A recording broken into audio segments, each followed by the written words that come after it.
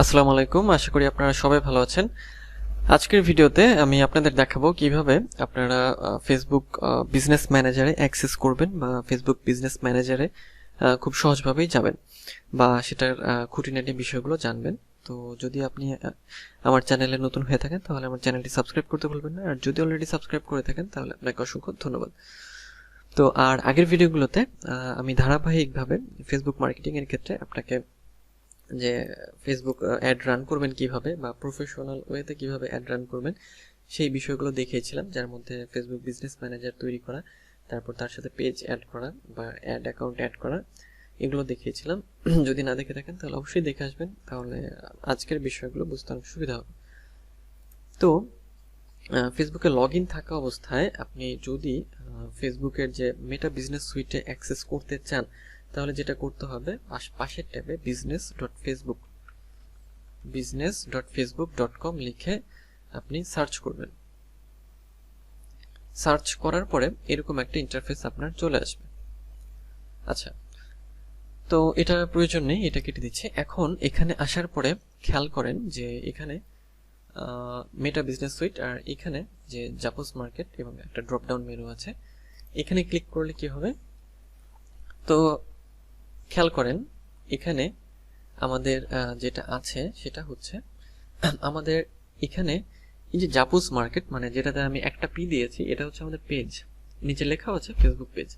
আর যেটাতে double P মানে জাপোস market, এটা হচ্ছে আমাদের বিজনেস অ্যাকাউন্ট ম্যানেজার। এই যে এটা এরকম আমার বিজনেস অ্যাকাউন্ট ম্যানেজার, এই একটা বিজনেস অ্যাকাউন্ট ম্যানেজার, এটা একটা, এর আন্ডার এই একটা পেজ আছে, এর আন্ডারে আছে এটা, মানে এই অ্যাকাউন্টের এই বিজনেস অ্যাকাউন্টের আন্ডারে আছে এই পেজ, এর আন্ডারে আছে এই পেজ। এটা একটা বিজনেস ম্যানেজার অ্যাকাউন্ট, এটা একটা, আর এগুলো আমার অন্যান্য পেজ। আচ্ছা, তো এখান থেকে আমি লগ আউটও করতে পারি, এখানে ক্লিক করলে আমি লগ আউট করতে পারি।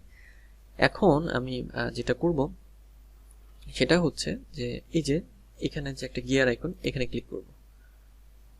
এখানে ক্লিক করলে কি হবে, এখানে ক্লিক করলে আমার যে জাপোস মার্কেট নামে যে বিজনেস অ্যাকাউন্ট আছে, অর্থাৎ বিজনেস ম্যানেজার অ্যাকাউন্ট, তার সেটিংসে আমাকে নিয়ে গেল। তো সেটিংসে নিয়ে যাওয়ার পরে খেয়াল করেন এরকম ইন্টারফেস আমরা পাই। এখানে হোম, নোটিফিকেশন, প্ল্যানার, কন্টেন্ট, অনেক কিছু আমরা কিন্তু এখান থেকে অ্যাক্সেস করতে পারি। তারপর এখানে আমরা অ্যাড অ্যাকাউন্ট সেটিংসে যদি ক্লিক করি তাহলে আমরা অ্যাডস ম্যানেজার বা অ্যাড অ্যাকাউন্ট সেটআপে চলে যাব।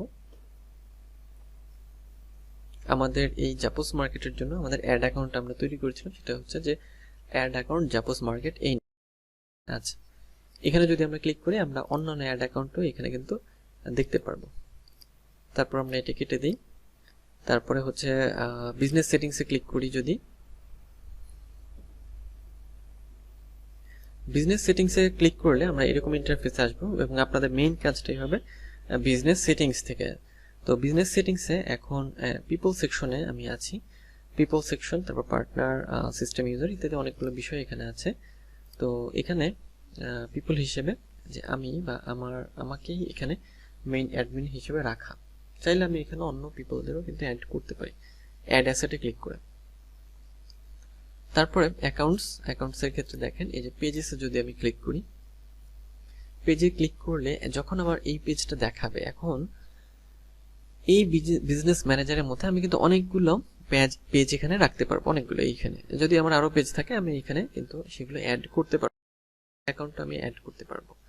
এবং তখন কি হবে, আমার এই বিজনেস ম্যানেজার দিয়ে আমি এতগুলো পেজ কিন্তু হ্যান্ডেল করতে পারবো বা ম্যানেজ করতে পারবো, এবং এতগুলো পেজ আমি একটা অ্যাড অ্যাকাউন্ট দিয়েই ম্যানেজ করতে পারবো। এটাই হচ্ছে বিজনেস ম্যানেজারের সুবিধা। অর্থাৎ খুব সহজভাবে যেটা, যে বিজনেস ম্যানেজার হচ্ছে একটা ফাইলের মতো, ফেসবুক বিজনেস ম্যানেজার যেটা, বা মেটা বিজনেস ম্যানেজার বা মেটা বিজনেস সুইট যেটাই বলেন না কেন, তার মধ্যে পেজ থাকবে, অ্যাড অ্যাকাউন্ট থাকবে এবং ইউজার থাকবে। ইউজার অর্থাৎ যারা ম্যানেজ করবে, মানে হচ্ছে আপনার যারা হচ্ছে ম্যানেজার, অর্থাৎ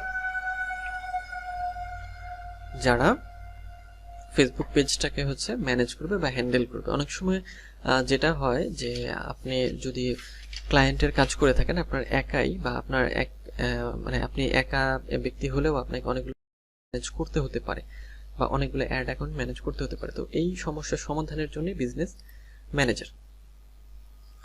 এবং অ্যাড অ্যাকাউন্টসে যদি আমরা ক্লিক করি, খেয়াল করেন আমাদের একটা অ্যাড অ্যাকাউন্ট আছে এই বিজনেস ম্যানেজারে, সেটা হচ্ছে এটা, এই যে এইটা আমাদের কিন্তু অ্যাড অ্যাকাউন্ট।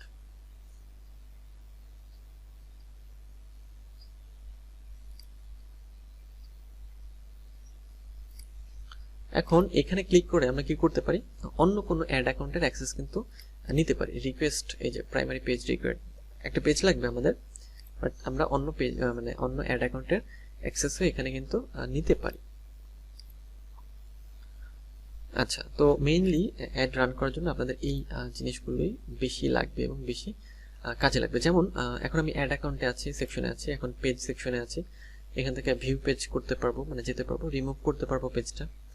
আর যদি অ্যাড দেখেন 3 ডটে ক্লিক করলে অ্যাড অ্যাকাউন্ট ক্লোজ করতে পারবো, মেক অ্যাক্টিভ, এডিটও করতে পারবো।